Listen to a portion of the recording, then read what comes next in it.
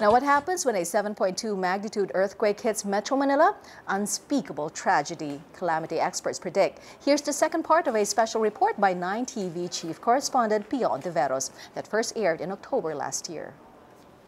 Exactly what will happen to Metro Manila if a 7.2 quake strikes? A total chaos.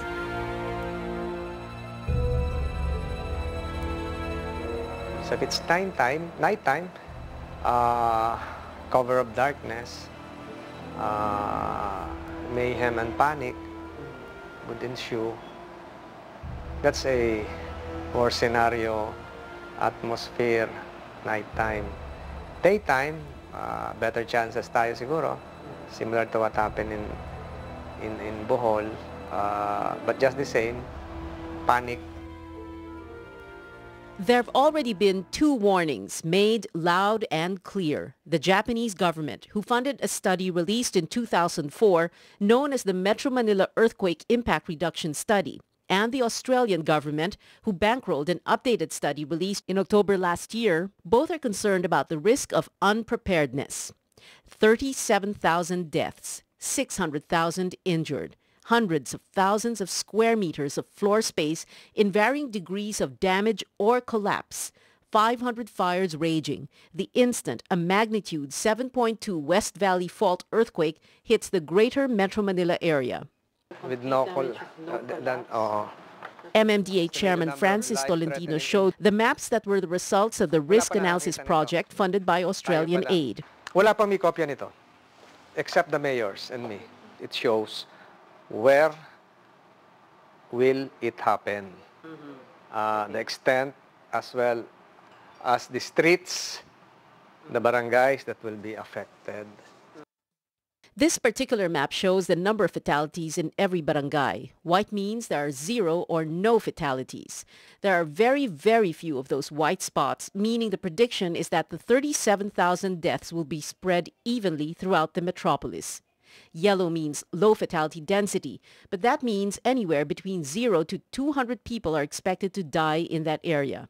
Take note that almost the entire map is covered in yellow.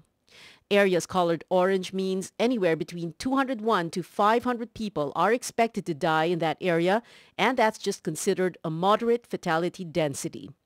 Areas in pink means 501 to 1,200 people are expected to be killed in those areas when the earthquake strikes. High fatality density. And areas in red are where the prediction is that more than 1,200 people will die. Very high fatality density. Take a look at the map that shows estimated number of life-threatening injuries.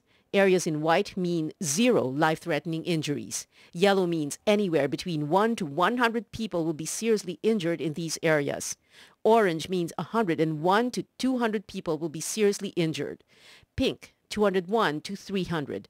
And red, more than 300. And that's just those with very serious injuries, approximately 16,000. A small fraction of the total 600,000 who will be injured.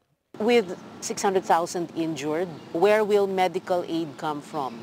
That is assuming that our hospitals are still standing. So, yung mga existing buildings na nag-survive sa earthquake and with the medical staff in there will be the first ones to receive the injured victims. And this map shows what areas will have complete collapsed damage of structures in square meters. Homes and buildings that are not built up to standard or comply with the National Building Code are sure to be destroyed. White areas mean there will be no collapsed structures at all. Yellow areas mean anywhere between 1 square meter to 41,500 square meters of collapsed structures. Orange means 41,501 to 83,000 square meters. Pink means 83,001 to 124,500 square meters. And red means 124,501 square meters or more. But For instance, different from the geohazard map, no? Kalye Industria, near Katipunan. Tatamaan siya. Moderate damage. So yung orange, yung heavily damaged. May ano. Ayun. This is for what? For Muntinlupa yan. Ang worry natin, yung mga 2, 3-story buildings, 4-story buildings constructed 20, 30, 40, 50 years ago. Yon ang ang the probability of those buildings collapsing is greater kesa dun sa mga buildings na newly constructed at high-rise. Dahil ang construction nila is accordance with the building code, matibay at pinaghandaan itong 7 magnitude earthquake. That's just damage to buildings and homes. Authorities are worried about the 500 fires that will break out all over the metropolis, 80 of them in Pasig City alone. Yung isang sunog nating malaki, hindi natin mapatay halimbawa sa Recto, sa Cubao. Paano yung 500? Di ba? Next to impossible.